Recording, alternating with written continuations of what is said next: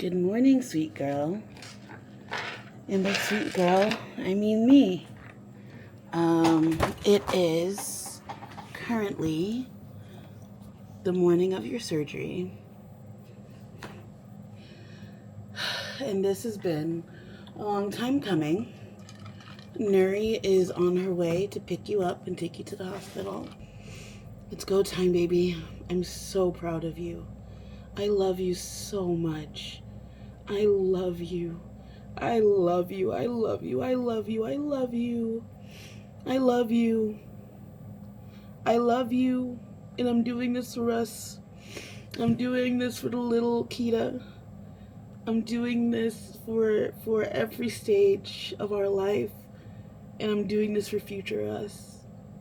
And we're going to walk in there hand in hand together. Okay? All right. Let's go get sleeved. Let's go get banana tummied. I love you. See you on the other side. Exactly 7 months ago, from at least the day that I am recording this, I went in for a procedure that took a lot of thought, a lot of care, and just a lot of reflection about myself, my values, and also what was really important to me. Before we get too deep into the video, I want to emphasize and say first and foremost that this will always be a space where fat bodies are loved, where fat bodies are celebrated, where fat bodies will always be held in a high regard and treated with so much kindness and love, because that is what we all deserve. We deserve to love ourselves at every single stage of our journeys, especially at our biggest. And I just want this to continue to be a place of compassion.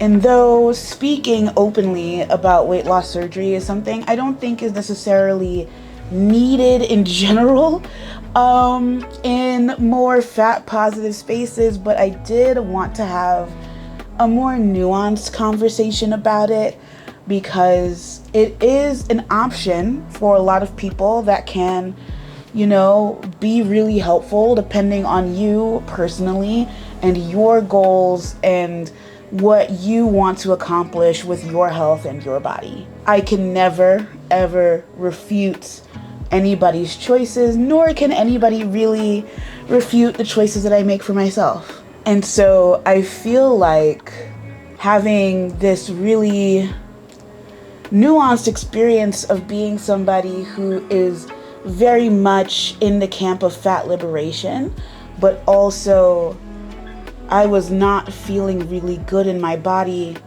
and for a multitude of reasons, surgery felt like the best option for me.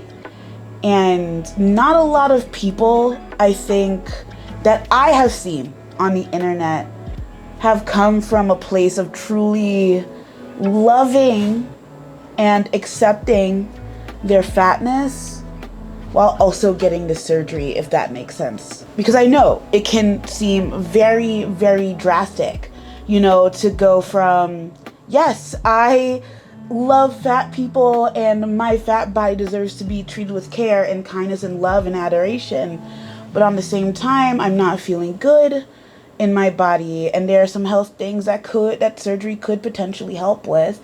And I think we also talk the same way about, GLP-1s and the huge uptick that has had in society lately. And with all that to say, I just wanted to show people it is possible to lose a lot of weight and still be pro body positivity, still be pro fat liberation, because at the end of the day, you just care that people get equal access to healthcare, get access to better clothing, or are just treated like human beings. So as the title implies, and it is accurate, I have lost 100 pounds in the last 7 months, which is, bruh. I know that, sharing, your starting weight or whatever is a very big thing in the VSG vertical sleeve gastrectomy community. But I'm not doing that because I personally don't think it matters. I am still very much a big girl and you can find so many other people that share their stats, but I think to stay in line, at least for me, you don't need to know what my starting weight was. You just need to understand the experience going forward. Really quickly before we get into it, if you're new here, hi, hello, my name is Keda, aka Kedapalooza. I am a writer, I am a creator, and I am just here to hopefully empower other people and share little bits of my story because so many people have done it for me, so I also want to share my experiences with y'all in hopes that maybe I can help you too. So to get really into the meat of this video, I want to emphasize something that has been so important for me throughout this entire journey. It has been true before I went on the operating table. It continues to prove to be true every day and every week after of this experience that I'm having. And I'm gonna say it loud and clear for all of you to hear. If you are not good with yourself before you start the surgery, you are not going to be happy throughout. And let me rephrase that just ever so slightly. Yes, confidence can come through body changes if that is something, that you are really tying a lot of your confidence to, which I totally understand. But also, the more that you work on your confidence now, the more you will get out of this experience if you are going into it with a more, I just want to look better and feel better in my body, right? Because I learned to love and appreciate myself at my biggest, wherever I net out here, all of this is going to carry over, which is why it is so important to love yourself, or not even love. I know that love can be so powerful, yes, but that's not the word that I'm looking for, and it has escaped me. But really working on feeling neutral, at least, about your body, wherever you are, is going to be so much better for you in the long run. The work and the energy and everything that I put into really trying to break through all of society's messaging, telling me that because I'm big, I'm going to die and I'm not worthy of X, Y, and Z, and just lose weight to do X, Y, and Z. Doing all of that work to tune out all of the bullshit in the beginning has helped me so dramatically. It is not even funny. That is just a huge testament to how important it is to really take care of yourself, not just from, whatever health and physical standpoint that you're thinking of, but really up here. So much of it is up here. And if you're not working with at least some sort of mental health professional, like a therapist, if you have nobody to open up to, if food is one of your biggest coping skills, like it was for me, which was why it was such an important decision for me to make, because it forced me to find new coping skills. But I started working on that months before I even stepped foot into the hospital. Honestly, if we're being realistic, maybe more like years, but really that concentrated effort from the beginning to course correct into the life that I wanted to live, and the relationship with food that I wanted to have, and the relationship with my body that I wanted to have started all the way over here. And because I did all of this work, though this was a very hard decision for me to make, I felt clear and confident in myself that because I did everything over here, I would be okay on the other side.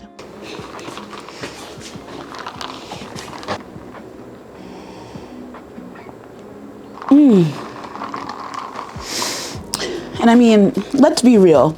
Of course, there have been some improvements since surgery, a lot of that being, there have been some personal health improvements that have come out of this. My stamina has increased. I am walking so much more than I used to.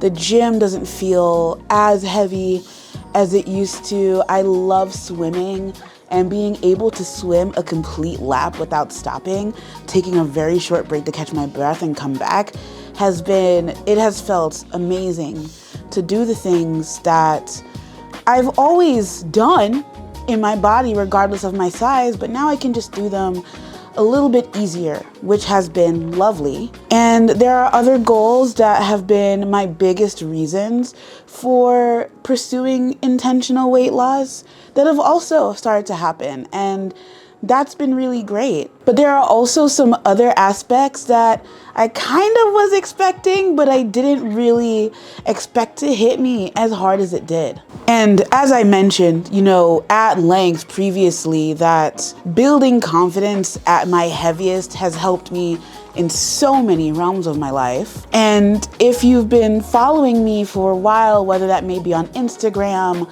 on Twitch, or just even on here, you know that fashion has played such a huge role in my confidence journey and in the way that I express myself. And naturally, when you lose a ton of weight, the way that you see yourself starts to shift and change. I have definitely felt body dysmorphia at my heaviest, but even now here, it's like I recognize myself, but I don't. Even when I was in my deepest depression, which is, partially how I got to my biggest size, it was really hard for me to recognize myself. But now that the weight has dropped so quickly, and I knew that was going to happen, but nobody ever really prepares for you to face yourself when you're in the middle of such a huge transformation. Even though I knew that the plus size clothing industry, or just clothing for women in general, the sizing is awful. The sizing is not consistent. It's always been all over the place. This has been made so much more apparent to me since I've started losing weight and started wearing clothing pieces that I thought would have fit me then based on the size it was, and still don't fit me now.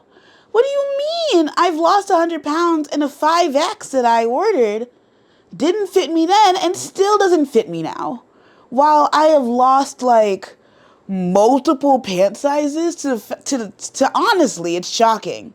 Yes, there are some things that are great, but now I'm saying goodbye to some of the pieces that I've loved so much, and hopefully I can give a new home by, I will be opening up a Depop shop here very soon. So if you're curious, stay tuned for that. But also, it's some of the clothing that I loved and really grew attached to because it was my go-to item. It's I had an emotional attachment to some of these clothes, because do you know how long it takes to find the pair of workout pants that doesn't feel like it's cutting me off, that doesn't feel like it's sliding down constantly, that hugs my legs ever so beautifully. And now I have to find new alternatives to that. It sucks. So it really has started to change my relationship to fashion, change my relationship to consumption, and also who I'm supporting. Think, like, where can people buy, like, of all sizes or majority sizes, buy clothes? And I think I'll always have that brain that says I'm too fat to shop here. Like, going to Goodwill or going to another thrift store. And even at now a size 22, 24, I don't know how many options I'm going to find at the thrift shop, because there are even people smaller than me, but still plus size, that have a hard time finding things at the thrift store. And don't even get me started about trying to shop when I was bigger. I never even considered it, maybe for accessories. So knowing that I could potentially walk in somewhere and get a pair of pants at a mall, I'm short-circuiting right now even thinking about it, y'all. Man, There's a lot of mental gymnastics that goes into this. On you and your heart, on you and your mind, and of course, obviously, physically. Gonna have some fun. The new angle. Oh my God, I'm so scared. But this is a dope angle. You can't refute this. Roxane Gay said in one of her essays, which was actually a very big read for me when making this decision, was I can change my body faster than society will change its perception. I'm paraphrasing, but faster than society will ever change its attitude towards fat bodies, right? That is not necessarily the full reason that I went through. And I'm also gonna stand here and tell you that I'm not gonna tell you if VSG is a good option for you or not. That is something that you need to come to on your own. I think when I was looking for content creators to talk about their experience with VSG, you know, everybody's saying, yes, go ahead, go do it. And I think that is, you know, like sometimes I do need that confirmation to be like, yes, this is the right thing for me. But you also have to realize that not everybody's experience is going to be as fruitful or is going to be the same. So I really highly encourage you to look really deep into the depths of like different creators that are talking about this, looking on Reddit or whatever other online communities that you have available to you to do some research about VSG, because at the end of the day, this is truly your choice. Obviously, it is your body, your choice, your rules. Something that works for me doesn't work for somebody else. Something that works for somebody else necessarily might not work for me. So I can't give you a straight up yes or no, but I can say for me personally, this has been well worth it. I was very scared. I was very skeptical. And I think there are still days where I am still scared. But right now, it's been a completely net positive experience. If you have questions, I am willing to get into the nitty-gritty about some things with y'all purely as an informational thing, not as a vouching either way kind of thing, but just talking about my experience, and hopefully giving you a more holistic, nuanced take from somebody who loved herself at 400 plus pounds and will continue to love herself regardless of wherever I net out. I'm not gonna lie, this was a very nerve-wracking video to make for the reason I don't want to trigger anybody. I don't want to turn people away, but I also think that this is just a part of my truth, and I started talking about it a little bit more. I do not want my channel, it is not going to become fully about this, but I do understand the importance of hearing multiple voices in a, you know, when you're making a decision like this. And I also think it's really important to hear from somebody who did not hate their fat body before going into this. It is possible to still love and care and adore your fat body and still make a decision like this if you think it is what is best for you. It is obviously not best for everyone, and it is a really hard decision to make, but at least I want to be able to try to have this conversation and this perspective with a fat positive lens. But I think I can be at least living proof that fat people are beautiful. Fat people are incredible. You are beautiful. You are incredible. And whatever you need to do to take care of your body, you do that. And I am proud of you for making really hard decisions for yourself. And if I cannot emphasize one thing more, if you've watched this entire video and you are considering getting VSG or at least starting the consultation process, they're going to make you meet up with a therapist if you haven't already, if you don't already have one. But if there is one piece of advice that I can give you before you do anything that has to do with intentional weight loss, where your weight can change pretty drastically, I want you to make sure that you are good in here and in here.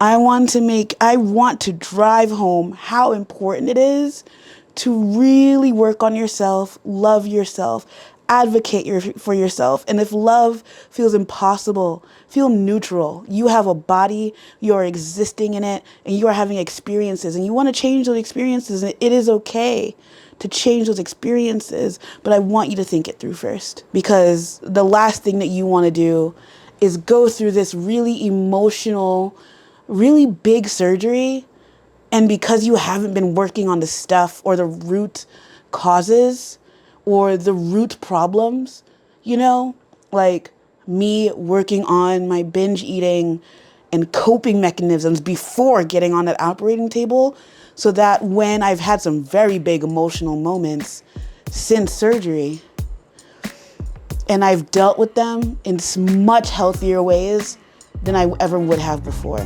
Take care of yourself. And taking care of yourself does not only mean eating healthy and weight loss and whatever, but it means giving yourself the chance to have as much mental clarity as you can before doing something that, for positive or negative, will change the rest of your life. Okay, I have to go, but I love you so very much. Thank you so much for being here. If you're new here and you appreciate me talking openly about this stuff, please go ahead and subscribe. This is not all of the content that I do.